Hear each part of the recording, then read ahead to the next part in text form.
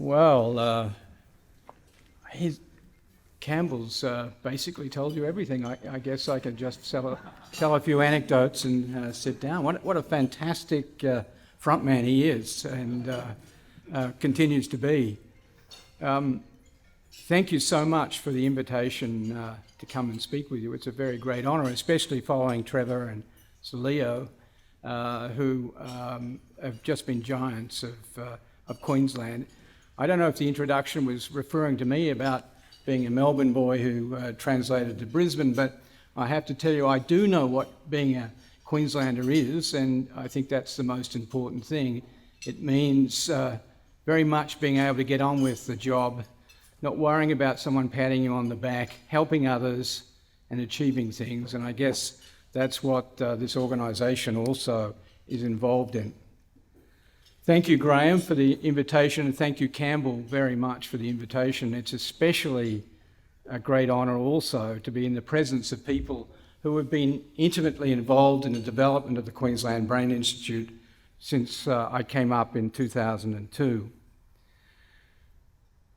I'm delighted to have the opportunity to tell you some of the features that have allowed the development of QBI to occur and to be so successful, and how through a deeper understanding of how the brain functions, it is now culminating in the development of quite unique and revolutionary treatments for disease. As I said, I'm further delighted to be here because seeing Andrew Bryce, Lynn Brazel, very great contributors to QBI, as well as Campbell Newman, as he told you, no one was more delighted than I when he handed us over some money. And I have to tell you, that speech he gave in referring to his mother and the importance of Alzheimer's disease and its effect was one of the most moving speeches I've ever heard, and certainly the whole of the Institute was greatly enchanted and moved by that address you gave, and it had a fantastic impact on the Institute and on the researchers. I too have forgotten, and it's a bit of a reflex action, but I too would like to thank and honour the Jagera people whose land we meet, and the elders past, present and emerging. I think the Turrbal people also are partly owners of this land, and I acknowledge them as well. As you know, and you'll be aware, at least you're aware of the incidence of this, neurological disease, mental health, psychological ill health, is an unbelievable burden on our societies, and I know that most people here have a loved one or someone they know who has suffered from one of those diseases. It probably accounts, although these figures vary from tendentious reports to other tendentious reports. I always thought if you added all the percentages of the incidence of disease together from the various cancer organisations and heart, and you'd come to about 500% of people having every disease. But I do think this is the real figure. It's about 25% of the burden of disease. That is, the burden of disease is defined as the amount of time lost through disability or premature death in our society. And it's about 25 to 30% of that burden, an enormously large percentage. The majority of it is represented through major depressive and anxiety disorders, stroke, Alzheimer's disease, dementia disorders. It probably costs a combined together over 100 billion per annum, and it probably means that very shortly these disorders will have a greater cost to the Australian economy than heart disease, cancer and respiratory disease combined. That's what a KPMG report said 2 years ago, although again, KPMG does a lot of those reports. Very helpful. Let me move on. As Campbell said, who'd given you a pretty good rundown on my history, in 2002, when I was contemplating moving to Queensland, having set up a fairly successful group at the Walter and Eliza Hall, the thing that really made me make the decision of coming was the fact that I knew if we were going to tackle this extraordinary tsunami of brain diseases. And I have to tell you, one of the problems in this field is that we've divided it up into psychiatric, psychological, neurological. You know, in most cases, brain disease is probably related to dysfunctions of circuitry within the brain. And it's probably been a real retardant to have people dividing it up into these categories, and in fact, categories which don't talk to each other. For example, dementia sometimes is treated by a neurologist, other times treated by a psychiatrist, or other times other people.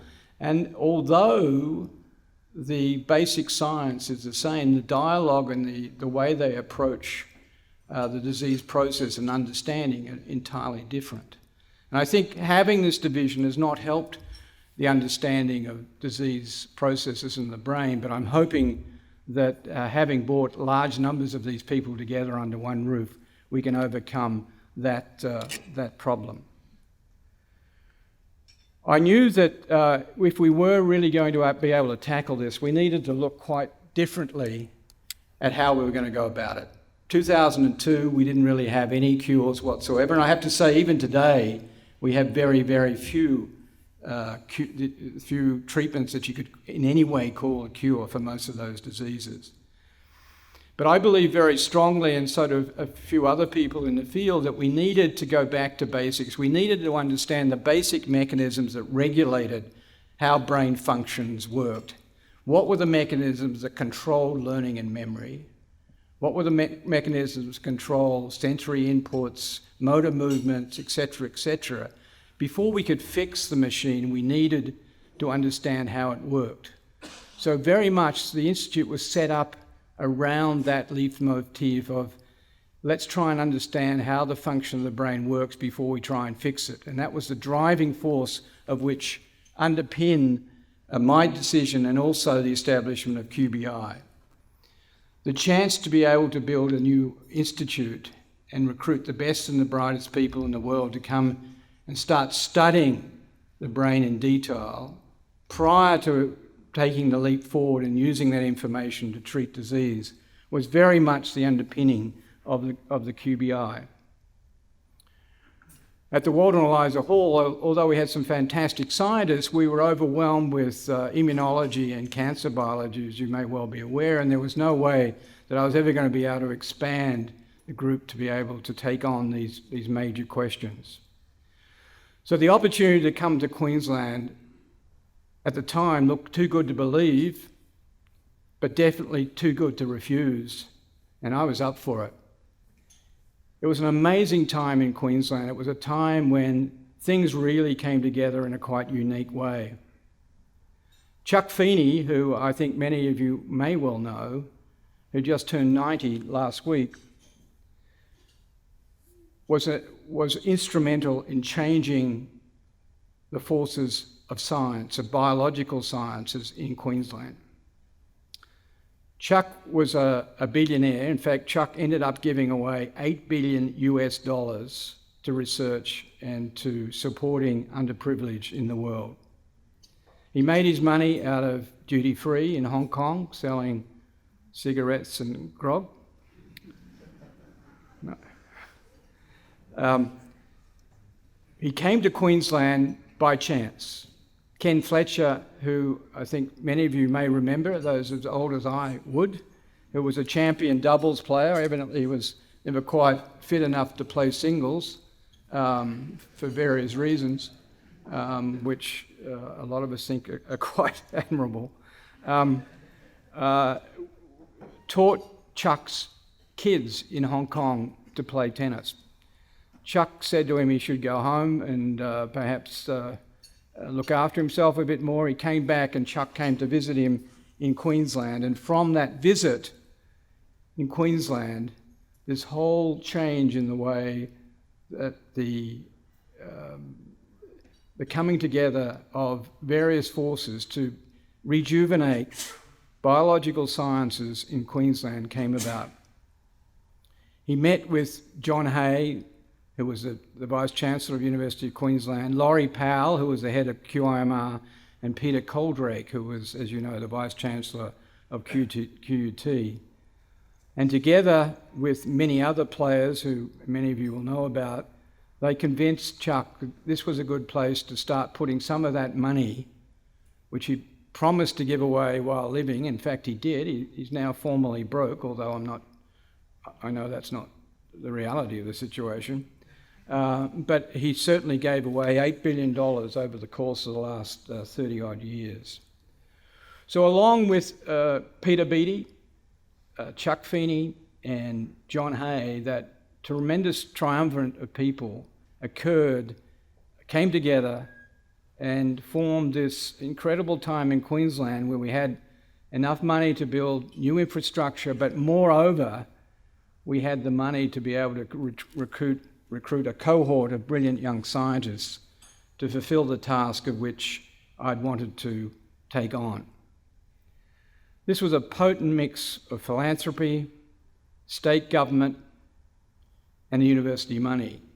And Chuck's effect was not only the money he gave, but of course he also insisted that any money he donated had to be matched by the state or federal government. So almost in the course of, from 2002 on, Chuck's contribution to UQ alone was over 200 million. But in terms of the amount of infrastructure and ability to recruit people, the University of Queensland alone probably underwent $1 billion transformation from 2002. It was an incredible time to come to Queensland. It was the most exciting time to come to Queensland. And it really resulted in UQ and, of course, many of the other universities making a major step up the tables of rankings in the world, rankings of the Australian, of the table of the world, a research university table. In fact, in 2016, the University of Queensland rated in the top 20 in the world for biological and life sciences. Now that was a pretty incredible outcome considering where we were perhaps back in 2001. And I don't think it's an overstatement to say without that wonderful triumvirate of people and that mixture of philanthropy, state government and university, none of this would have happened, and none of this, I wouldn't be standing here today, and we wouldn't have this wonderful reputation in Queensland. It resulted in not only QBI, but it resulted in the Australian Institute of Bioengineering and Nanotechnology, the Institute of Molecular Biosciences, and more recently, of course, the Translation Research Institute, which many of you know was founded by Ian Fraser. I mean, en passant, I don't know if you realise how great a force Ian Fraser has been, how great a force for this community of Queensland and Australia and the world. Ian's development of Gardasil, the vaccine against papillomavirus, is estimated to have cured or prevented the appearance of perhaps 7% of the world's cancer. 7%. Now, if Ian was in any other country, there would be bronze statues on every corner.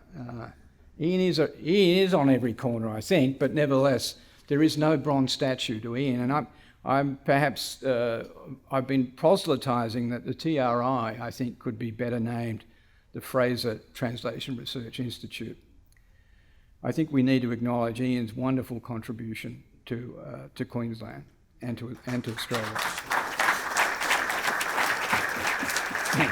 I should say that, as Trevor knows, who served on the committee, Trevor chaired the University of Queensland philanthropic fundraising over the last 6 or 7 years, and I'm happy to say that it raised over 600 million, and tirelessly Ian and his wife contributed to not only running and appearing, but also contributing large amounts of money to that enterprise. So not only a great scientist, but a true supporter of Brisbane and Queensland.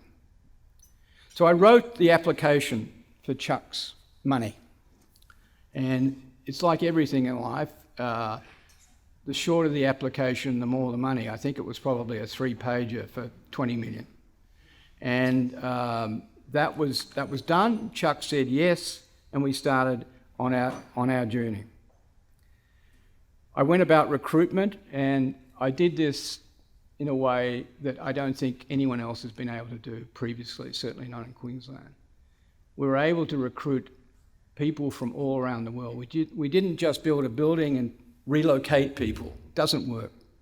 Building buildings and thinking that people somehow are going to transform into great scientists or do great work doesn't work. Building new buildings and thinking new people are going to come just because you've got the building doesn't work. You've got to have a very hard core of outstanding scientists to start with to attract new scientists. Having a new building helps. The combination of those two things is a very potent mixture, and one that has been incredibly helpful. We not only recruited the best people from around the world, from Rockefeller, from San Diego, from Europe, we also recruited the best people from Australia. The John Curtin from the Australian National University. In fact, the present director, who I recruited as my deputy director, Professor Pankaj Sah, came from the John Curtin School of Medical Research at the ANU. We got a lot of flack about recruiting people locally. I mean, I don't know if you know, but in the old days, someone who's a research scientist was really in indentured labour. That is, if you were at a university, you were not expected to ever leave. You were certainly not expected to leave and take more money and go somewhere where you might have more advancement. Thank heavens, all changed when these things happened. It coincided with the federal government also allocating a large amount of money for what were Federation fellowships, of which I was lucky to get, whereby people were finally paid at a rate commensurate with their talent. On a sad note, and fortunately you may well have read that the John Curtin School has closed down, or was going to close down, its neuroscience entity, the Eccles Institute. Eccles, another great Australian who won the Nobel Prize for really starting the whole field of electrotransmission, the way nerve cells communicate with each other.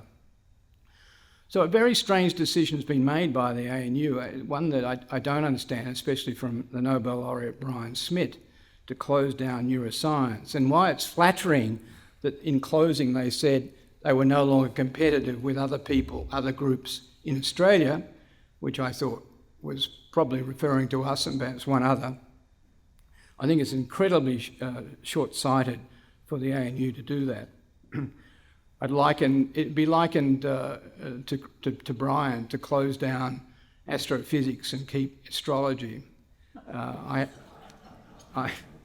haven't said that to him as yet, but I will when I see him.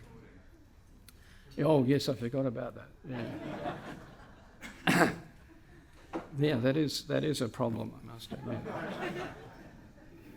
I don't know, did anyone see Elton John? Not Elton John, Elton John. The comedian Elton. Ben Elton, the other night. He was fantastic, but again, he talked about the difficulties in doing stand-up in the present stage, although, I think he handled it extremely well after 2.5 hours. It was a fantastic attempt, so I'm nowhere near as good as Ben.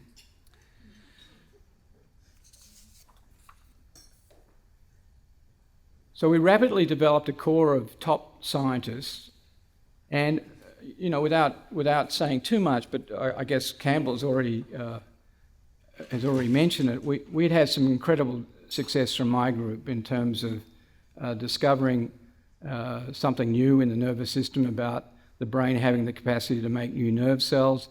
It resulted in, as Campbell said, Federation Fellow, election to the Academy. And so we came with pretty good credentials. So Queensland wasn't recruiting a bunch of nobodies to come and set this up. The gravitas and the energy was clearly there from the start. And I have to say, the overwhelming thing that struck me when I moved from Melbourne to Queensland, not only was the opportunity provided, but in fact it was this incredible kindness and ability to give a helping hand to whatever we did. there was no Schadenfreude involved in Queensland, something that took me several years to overcome, not to overcome, but to truly believe in. Coming from Melbourne, that would not have occurred. I know we're being recorded, so my Melbourne mates.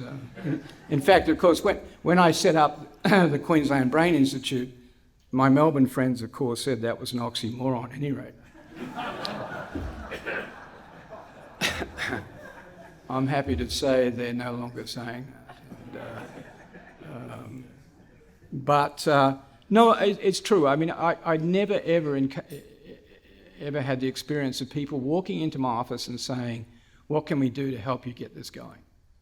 And meaning it, not thinking, well, we'll say something when we leave. But this happened, and it happened many people, including one of the people I remember most was Andrew Bryce, who rang me up one day and said, what can we do to help?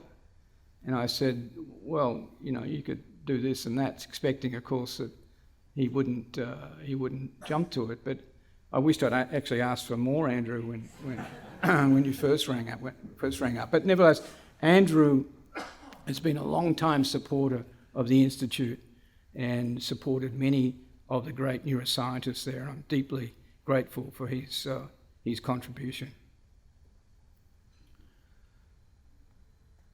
We chose people who came from different backgrounds and different places around the world. As I said, about 30% from overseas.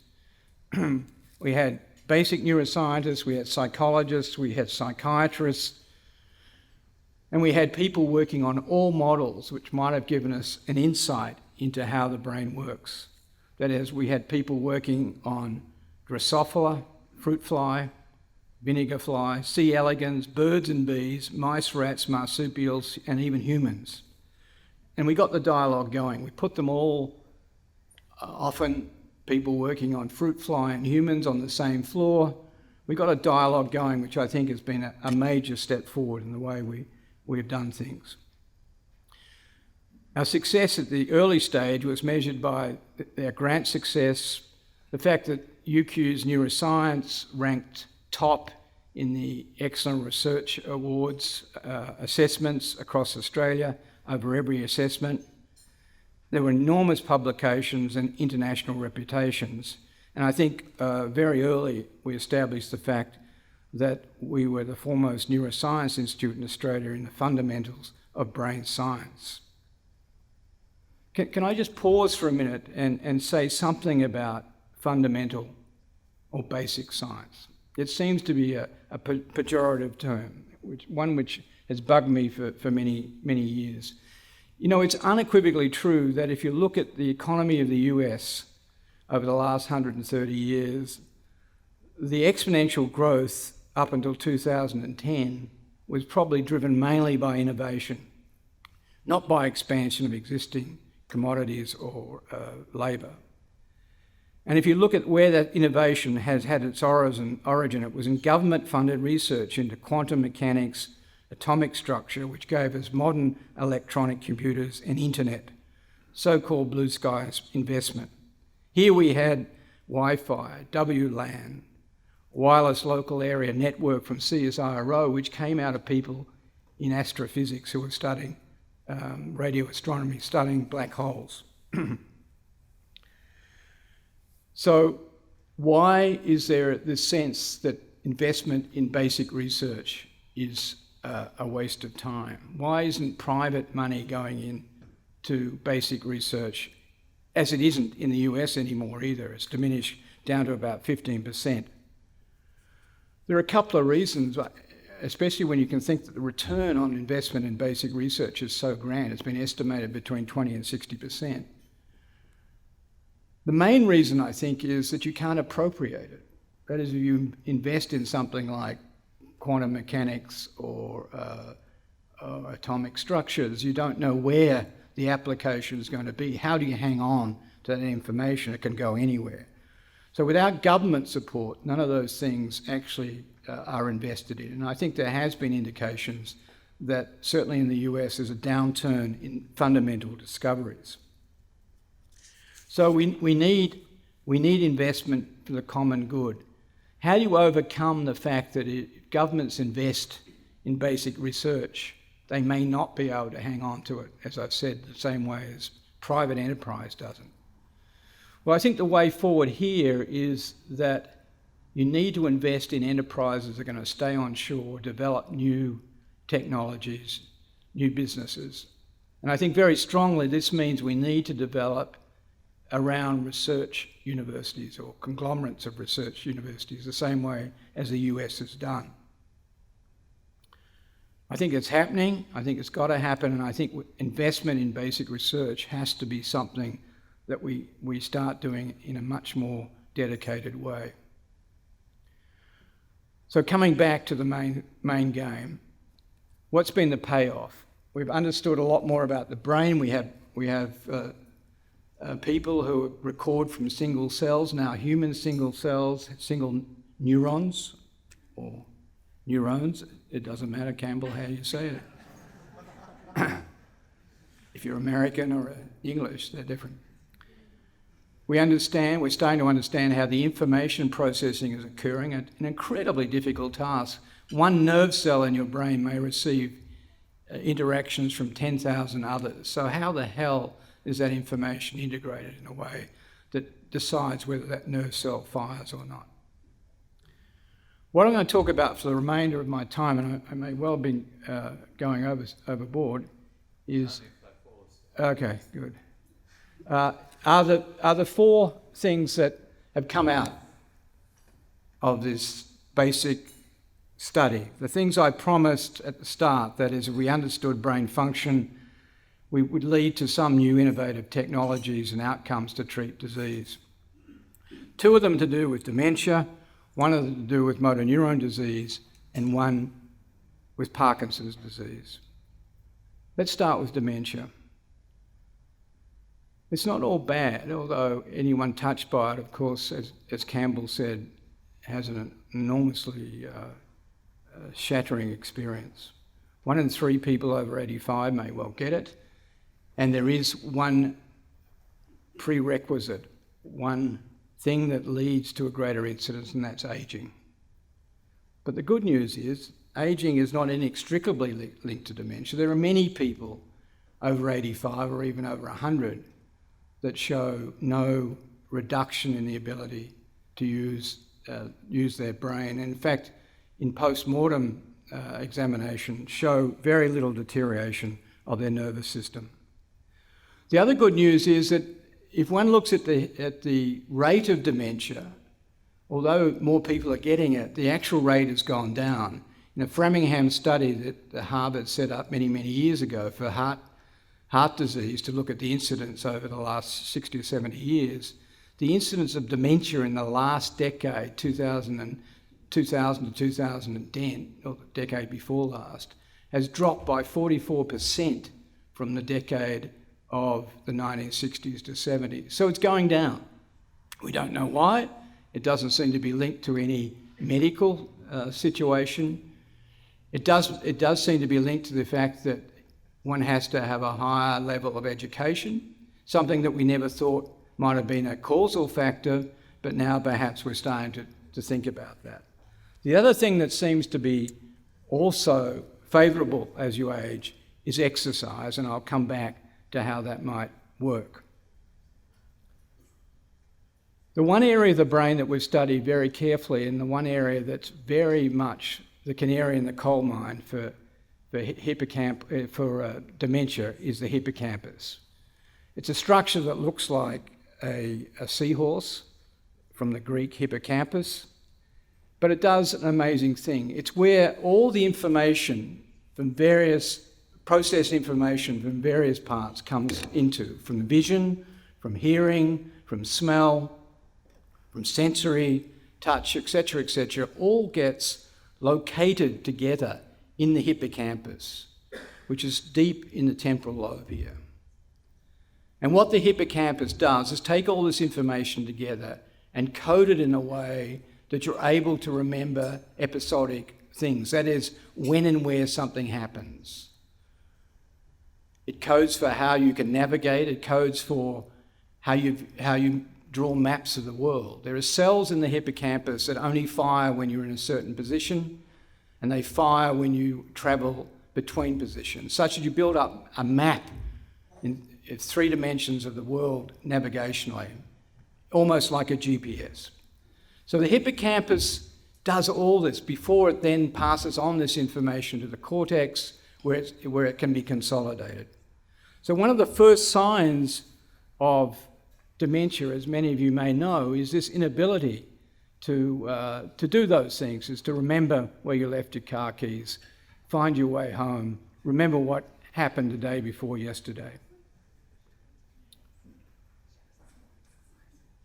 What we found in 1992 was there were cells in the brain that could make new cells, and these were called neuronal stem cells. Or I don't like to use that word because people just think you're transplanting some strange foreign beast into the brain.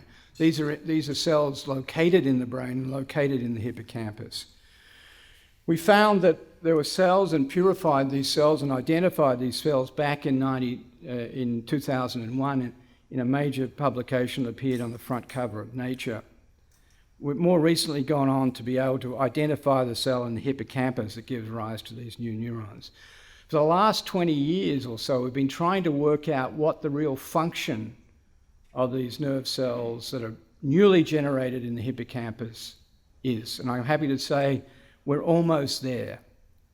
What we've found, that is, the production of these new nerve cells is intimately involved in forming learning and memory, the type of learning and memories I've just spoken about. If you block the production of these new nerve cells in young animals, these animals don't learn anymore. They don't learn to navigate, they don't learn to use spatial information to avoid problems or to navigate a maze. So what happens in aging? Is there something linked here between the production of new nerve cells and aging? Well, there is. There's a very strong link. In animals, in mice, which we've mainly studied, old mice suffer the same problem as old people. They start to forget how to navigate, how to solve puzzles. And it's now quite clear in humans that the production of new nerve cells also goes down with time. We know this because we've all been labelled with C14 from the 1960s atomic explosions. We can work out mathematically the turnover of most cells in your brain and various other organs by looking at C14 levels. We know that production of new nerve cells in older humans and in older mice go down. So the hypothesis was formed that perhaps aging, cognitive decline in aging, was due to this loss of new neurons. And what we did in these old mice to start with was to try and activate the production of these new nerve cells. The cells that make these nerve cells are still there, they're just dormant, they've become latent. And one's able to do that through exercise. Exercise whereby these animals run pretty flat out on running wheels for about 35 days. The interesting thing, what we found was more or less than that was not as efficient. So the good news is that over-exercise didn't result in any better activation. But the bottom line was that when we activated these cells and produced new neurons in the hippocampus, these old mice performed as if they were young mice. That is, not only did we stop the cognitive decline, we actually were able to recover that function, something that none of us ever thought would be possible. So in recent times, we've tried to take this information into the human situation. Can we restore or reverse cognitive decline in older individuals in our community? And we started this study some 3 years ago, and we're now into our 4th year of recruiting people between the age of 65 and 85, not showing clinical signs of dementia, but who have an enormously vast array of cognitive performance, hippocampal cognitive performance, and we've been able to put these on different exercise protocols. Now, you know Madison Avenue has sort of dictated that 1,000 steps or something else leads to better cognitive performance. I don't think there's any data out there to address that whatsoever. We undertook this study to try, in a real way, study what is the effect of exercise that's controlled totally under conditions whereby they're monitored. Everything is monitored. Their blood chemicals, the MRI of their brain, the amount of exercise they do, their oxygen levels, their heart levels. So we've got all these parameters which we're finally going through. What I can say is that certainly exercise in a subpopulation of these older individuals was able to do what we did in the older mice. That is, we can improve their cognitive performance using hippocampal-based studies by 30 to 40%. That is, they could recover 30-40% of their abilities of hippocampal learning. So this idea that there's an inexorable decay of brain function that can't be reversed, I think is wrong. The $64 billion question, of course, is not the exercise per se, which we sort of know the level of exercise you need to do, but it's really to have markers and to try and understand exactly what's regulating that improvement in cognition. So we've been looking for markers that can predict whether if you do exercise X, it leads to cognitive improvement. And I'm happy to say, as of last week, we have a couple of markers that can predict in a person undergoing exercise whether that will result in improvement of hippocampal function. So I think we're getting pretty close to be able to prove that hypothesis that initiation of neurogenesis, and we can show this by MRI, by changes in hippocampal volume and connection, does lead to improvement and perhaps inhibition of decline in older Australians. Of course, we haven't tried that as yet in people who are starting to enter that phase of dementia in cognitively impaired people, but that's the next thing to do. So what about Alzheimer's? Now,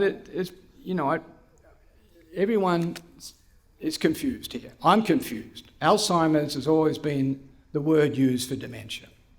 Alzheimer's is a pathological description of what you can find in some brains in older people who are suffering from dementia. That is, they have what are called these plaques and tangles in the brain. And it's always been thought that they were the cause of dementia. Now, I'm not sure anymore whether that's true or not.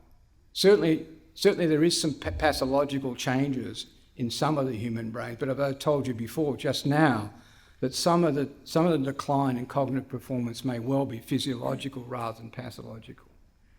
What we do know is that the whole of the pharmaceutical industry in the past 15 years has been driven by trying to find amyloid blockers to clear the brain of amyloid.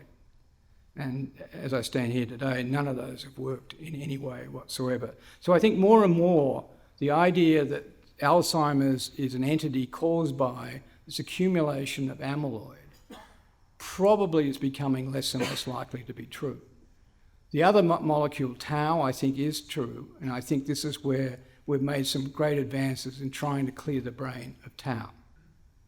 One of the great recruitments to the QBI was a young man, Professor Jürgen Goetz, who now heads up the Clem Jones Centre for Aging Dementia Research.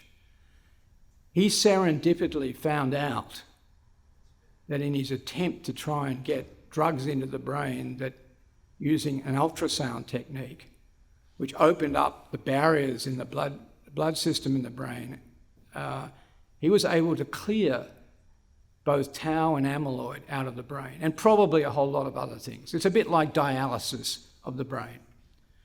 So he's taken this discovery over the last 5 years and taken it forward to show that he, in models of Alzheimer-like disease in mice, he can completely clear the brains of that material and recover cognitive function. Not only that, in recent times, he's been able to take older animals that I've just described and stimulate them with ultrasound, open the blood-brain barrier, and they also have recovered. We don't know the exact mechanism there, but we think that ultrasound opening of the blood-brain barrier leads to stimulation of neurogenesis as one of the probable ways of activating this outcome. He's now developing prototypes. We're at the stage where we're working on that wonderful animal, experiment animal, the sheep, which turns out to have a very similar skull configuration in terms of how to get ultrasound appropriately into the brain. And he's now got data to show that he can do that, and we hope by the end of this year we'll be in trials for using ultrasound in dementia patients. So there are two major advances that have come from basic research that we've done in the last few years. The other one that Campbell mentioned, which is an even more tragic disease, and that's motor neurone disease, or ALS, Lou Gehrig's disease. The disease whereby motor neurons in your brain and in your spinal cord deteriorate, start to die for some reason, and you lose the ability to move, and ultimately you lose the ability to breathe. A terrible way of going. The death is usually within 3 to 5 years after diagnosis. Work that goes back almost 25 years, we discovered a molecule called EPHA4. That's as good as you can go on that one. It's an acronym that stands for something terrible, erythropoietin hematocyte stimulating factor, EPHA4. We found back in the mid-90s that this was an essential molecule that was able to guide these motor neurons, guide the processes. Now, this is a phenomenal process. A cell in your brain puts out a process through the midbrain, through the hindbrain, and down your spinal cord for up to a metre, finds its right position, and then connects with other nerve cells that control your muscle. So this molecule was very important for that guidance and for the survival of those motor neurons. So it's taken us almost 20 years to bring this to fruition. We've spent the last 10 years making blockers of this molecule because it turns out it guides by negative inhibition. It's actually a toxic molecule when expressed. So inactivating this molecule in motor neurons is proven to be, in experimental models, a very effective way of preventing these animals, for these motor neurons to die and for these animals to suffer the terrible consequences. I'm happy to say, after a lot of development, all the development done in-house, again with this combination of philanthropy, government and university, we've been able to manufacture this patented molecule. We've been able to do toxicology. We've been able to start clinical phase one trials, which I'm happy to say started 3 weeks ago, and we're in our third dose. Well, of course, phase one is very much about making sure it doesn't kill anyone. That's the first step. But one has to go through that, and we're hoping that by the end of August we'll be ready to go in motor neurone disease patients. So that's another story of this combination of basic fundraising and working together to cure something. We set up a small company called New Nerve with UniQuest that now has control of that, and of course the advantages of that is that it has 43 cents in the dollar return on money that we spend on research. Now the last thing I want to say, which I've gone way over time, I'm sorry, I apologise. I actually had a lot more than this, which luckily I've cut out. The last thing I want to say is work that's been done by the present director, Pankaj Shah. Pankaj is one of the world's great electrophysiologists. Electrophysiologists are people who stick electrodes into neurons and record and try and find out what the signals and messages that are being transferred through them. It's what Alan Finkel did before he set up his company and made a lot of money selling the machine back to people like Punkage. So Punkage has worked out the circuitry, how neurons connect in a number of diseases related to behaviour. He, with a group of fantastic neurologists and neurosurgeons, Peter Silburn and Terry Coyne, have now undertaken what's called deep brain stimulation to address a number of diseases. In fact, you may have heard that just last week they published the first series of cases on OCD, obsessive compulsive disorder, whereby they used stimulation of various parts of the brain. And, you know, this is a little ad hoc. I mean, you never quite know exactly what part of the brain is going to be the area you should stimulate to inhibit some of these negative circuitry responses. They've just published to say that OCD has been successfully treated. It follows up from a whole range of successful treatments of Parkinson's disease. They're just starting a study on anorexia, and they will move into other areas of behavioural abnormalities. Now, obviously there are problems ahead. There are ethical problems about doing this in people, which are changing in terms of their other circuitry, how that evolves. Nevertheless, I think it's indicating we're at a stage in neuroscience where we not only know what parts of the brain, what circuitry is doing what, we also know now how to regulate that circuitry. We can use imaging to follow the brain circuitry, non-invasive imaging, and we can use electrostimulation to be able to alter that circuitry. Now, how far this goes and to what end, obviously, is something we need as a community to think about. But certainly in those severe cases of intractable disease, it is an amazing forward step in being able to treat these patients. So there are many other successes that have come out of this, including the treatment of schizophrenia with vitamin D, with John McGrath's group, and many other things. But I've just touched on the things I think are going to change how we treat some of these diseases over the next 10 years. And with the continuing help of people like Andrew Bryce and Lynn Brazel, I think these other diseases like stroke and depression are going to be more and more accessible to fundamental research. Thank you very much.